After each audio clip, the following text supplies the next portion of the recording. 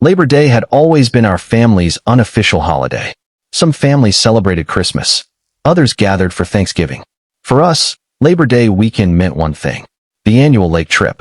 For as long as I could remember, my parents rented the same group of cabins overlooking Pine Ridge Lake. We grilled burgers, played volleyball, watched fireworks over the water, stayed up too late telling old family stories around the campfire.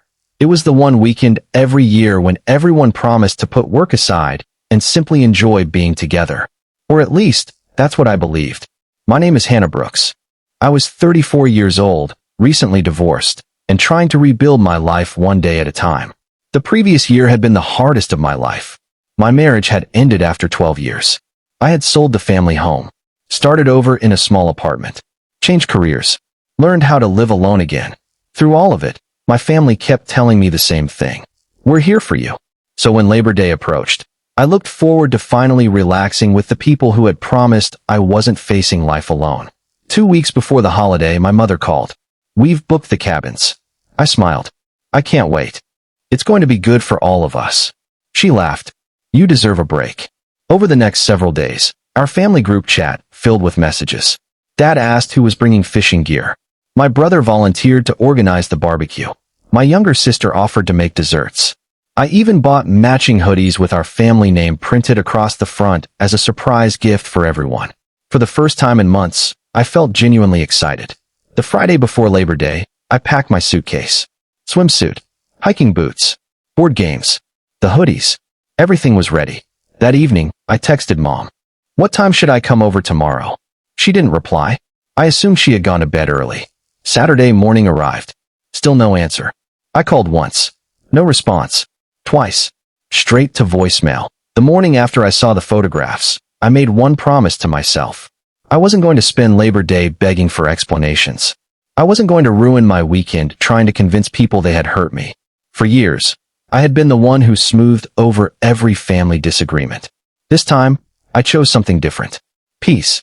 I turned off my phone, packed a small overnight bag, and woke Noah. "How would you like to go on an adventure?" His eyes immediately lit up. "Really? Where?" I smiled. "We'll figure it out together."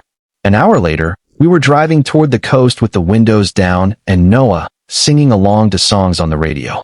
For the first time since seeing those cruel pictures, I felt my chest loosen.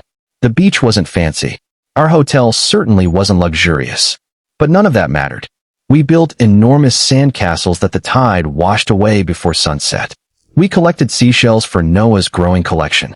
We ate oversized ice cream cones while sitting on a wooden pier watching fishing boats return to shore. That evening, Noah quietly slipped his hand into mine. "I'm glad it's just us."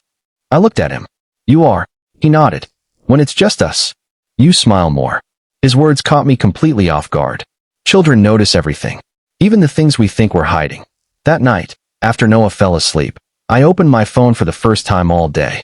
There were dozens of missed calls and unread messages from my family. I ignored them. Instead, I posted one photograph. It showed Noah and me standing barefoot at the edge of the ocean, watching the sunset. The caption was simple: "Home isn't always a place. Sometimes it's simply the person who never makes you wonder if you belong." Within minutes, comments began appearing. Friends wrote kind messages. Former coworkers shared the post. Several relatives commented that the photo looked beautiful.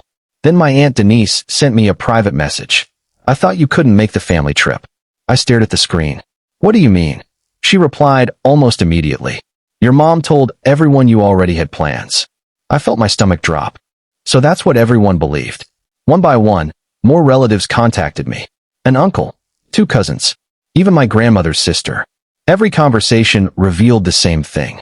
My parents had told everyone that I had declined the invitation because I wanted a quiet weekend.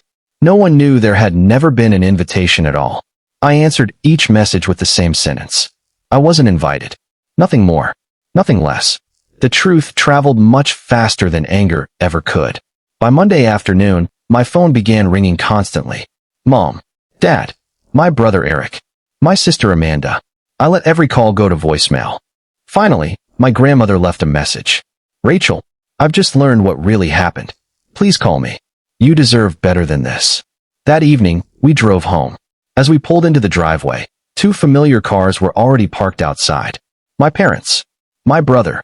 My sister. Noah looked at me. Are they here to visit? I smiled gently. I think they're here to talk. Mom stepped toward me before I had even closed the car door. She was crying. I'm so sorry. I didn't answer immediately. Dad quietly added. We made a terrible mistake. I looked at them calmly. No. You made several. Mom wiped away tears. It was only supposed to be one weekend. I shook my head. No. It was years. She looked confused. What do you mean? I took a deep breath. This wasn't about one trip. It was about every birthday where someone else mattered more. Every holiday where my plans came second. Every family decision made without asking me.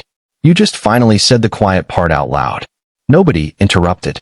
For the first time, everyone simply listened. Then my brother lowered his head. I wrote that caption. I looked at him.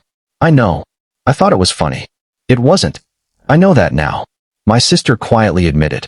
I reacted with the laughing emoji without thinking. You didn't think about how I'd feel. No, I didn't. Then something unexpected happened. Noah walked toward my mother. She knelt down and hugged him. I'm sorry, sweetheart. He looked at her with complete innocence. Did we do something wrong? Mom immediately broke down. No, never. You didn't do anything wrong. Those words seemed to hurt her more than anything else that had been said. Because they were true. The children hadn't been rejected because of anything they had done. They had simply become convenient excuses. A few days later, my grandmother invited everyone to her house. She insisted the family needed one honest conversation. When we arrived, she placed a printed copy of the social media post in the middle of the dining table. The photograph. The caption. Every laughing comment. She looked around the room. Read it. Nobody wanted to. Read it anyway. My brother finally read the words aloud. When he finished, Grandma quietly asked, if Rachel had written this about one of you, would you still call it a joke? Silence. Complete silence. Dad finally answered. No. Grandma nodded. Exactly. Humiliation doesn't become kindness simply because more people are laughing. That conversation changed something. Not overnight, but permanently. Over the next several months, my family stopped assuming forgiveness came automatically. They started earning trust instead. Mom began calling just to ask how Noah's soccer games went. Dad came to his school science fair. My brother apologized to Noah personally. I should have protected you. Noah simply smiled. Okay. Children forgive much faster than adults. The challenge isn't receiving forgiveness. It's becoming worthy of it. The following Labor Day arrived a year later. This time, my parents asked me to choose where we would celebrate. I chose the same beach where Noah and I had escaped the year before. Not because I wanted to revisit the pain, because that beach reminded me of something important. Sometimes losing the place you thought you belonged leads you to discover the people who truly make you feel welcome. As we watched the sunset together, Noah slipped his hand into mine. Mom. Yes. I'm happy we came. So am I. Looking around at my family laughing together, I realized something. Healing isn't pretending the hurt never happened. It's building something stronger because everyone finally chooses honesty over appearances. Looking back, people often ask whether I regret never arguing online after seeing that cruel post. I don't. Because I learned that the truth rarely needs shouting. Sometimes quiet dignity speaks louder than public anger. And sometimes the greatest response to being excluded isn't revenge. It's creating such a full, joyful life that no one can ever make you feel unwanted again.